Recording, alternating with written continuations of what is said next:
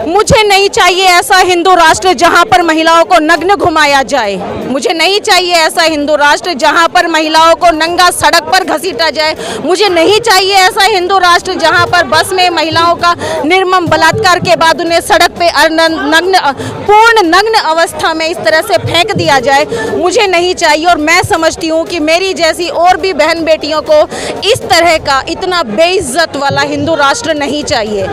किसी भी औरत के बिना पल्लू वाले सीने पे आंचल उसके वक्षस्थल पे हमें हिंदू राष्ट्र नहीं चाहिए।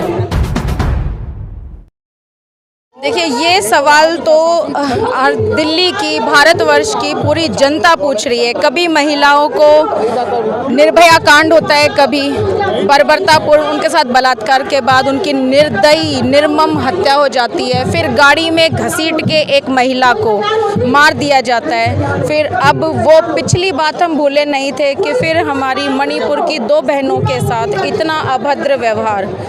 महिला का दुपट्टा सीने से जरा हट जाए तो वो शर्मिंदा हो जाती है, आंखें उठा नहीं पाती है, और यहाँ पूरी नग्न अवस्था में उन्हें घुमाया जा रहा है। पुलिसकर्मी साथ हैं, गांव वाले साथ हैं। मैं यहाँ पर किसी के लिए किन्नर शब्द भी यूज़ नहीं करना चाहती हूँ, क्योंकि मैं समझती हूँ किन्नरों में भी इंसानियत है, वो भी महिला पुरुष का फ़र्क समझते हैं। उन महिलाओं के प्राइवेट पार्ट पे हाथ लगाया जा रहा है, उनके साथ बलात्कार किया जा रहा है। तो ये मोदी सरकार क्या महाभारत का अध्याय भूल गई है, जहाँ पर एक महिला का, द्रौपदी का आंचल जब खिसका था तो पूरी महाभारत हो गई थी, 2 वंशों का विनाश हो गया था, कोई बचा नहीं था एक महिला का अपमान करने के बाद। तो क्या मोदी जी इस भारतवर्ष से नहीं है?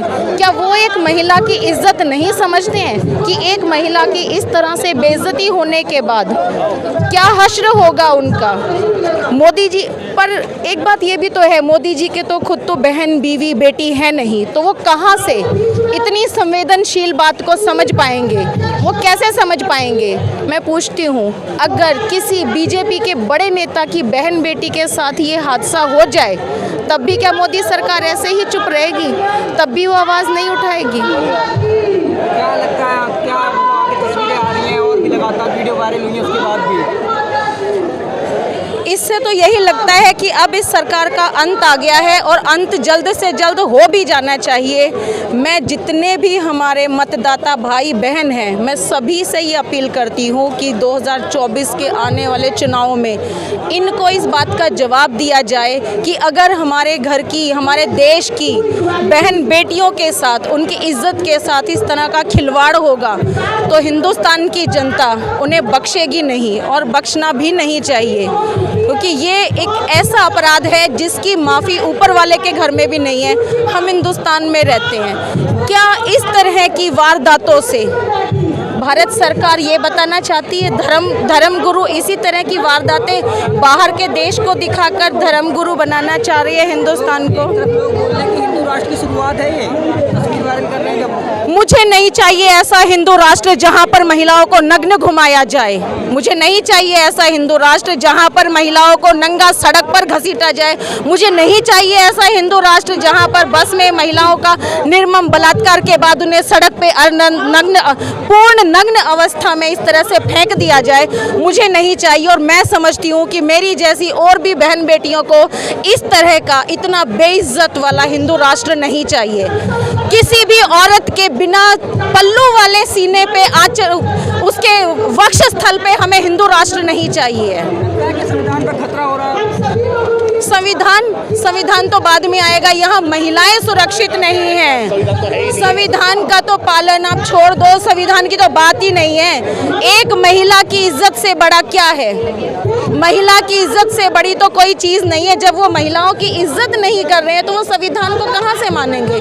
क्या संविधान में लिखा है महिलाओं को इस तरह से नंगा दौड़ाया जाए? कौन से संविधान में लिखा है? मोदी जी कौन सा संविधान पढ़ रहे हैं? मोदी जी कौन सा संविधान बता रहे हैं? मोदी जी कौन सा हिंदू राष्ट्र बना रहे हैं अपने देश की बहन बेटियों को नंगा करके? ये मेरी तो समझ से बाहर है। मोदी जी थोड़ी नंगा कर रहे हैं, वो तो लोग हैं। लॉ एंड ऑर्डर किसके हाथ में है? लॉ एंड ऑर्डर किसके हाथ में है? कंझावला कांड जो हुआ वो सभी बीजेपी के नेता थे। आज तक उनके लिए क्या किया है मोदी सरकार ने? उन्हें अरेस्ट किया? उन्हें कोई सजा मिली? तो मोदी जी ने कहाँ माफी मांगी है? क्या मोदी जी वहाँ गए? मोदी जी इस तरह की घटनाओं को मीडिया पर भी नहीं दिखाते हैं। आप जैसे मीडिया कर्मी भाई जो निष्पक्ष लोगों के इंटरव्यू लेते हैं, निष्पक्ष उनको रिकॉर्ड करके लोगों तक पहुंचाते हैं, इसी तरह के किसी न्यूज के माध्यम से मणिपुर की घटना का हमें पता चला है। अन्यथा अगर हम मोदी की गोदी मीडिया की बात करें तो हम लोगों तक ये खबर शायद पहुंच ही ना पाती। आप ये आपका मानना है कि मोदी जी देश की सरकार को मानते नहीं है, इसलिए लॉ एंड ऑर्डर जो है बिल्कुल नहीं मान रहे हैं। आप बताएं ना, कहाँ मान रहे हैं वो?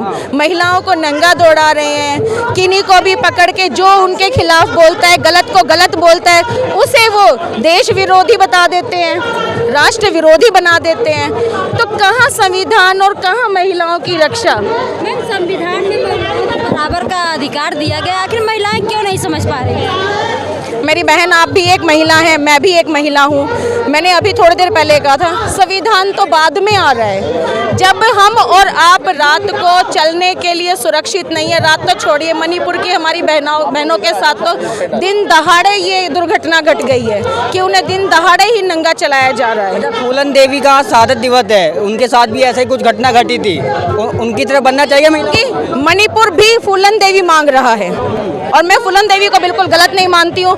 अपने सम्मान के लिए ये भारतवर्ष उन महिलाओं का देश है जहाँ पर महिलाओं की आन बान पे अगर बात आए तो वो हथियार उठा लेती हैं। शायद मोदी सरकार को ये जान लेना चाहिए। तो क्या हथियार उठाना चाहिए महिलाओं? बिल्कुल उठाना चाहिए।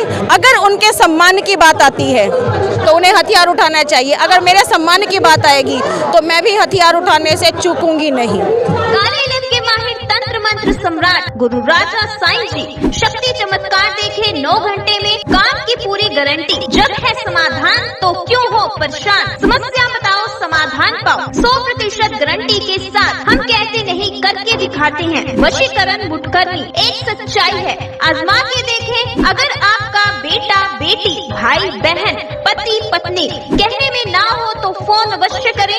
जैसा चाहोगे वैसा पाओगे।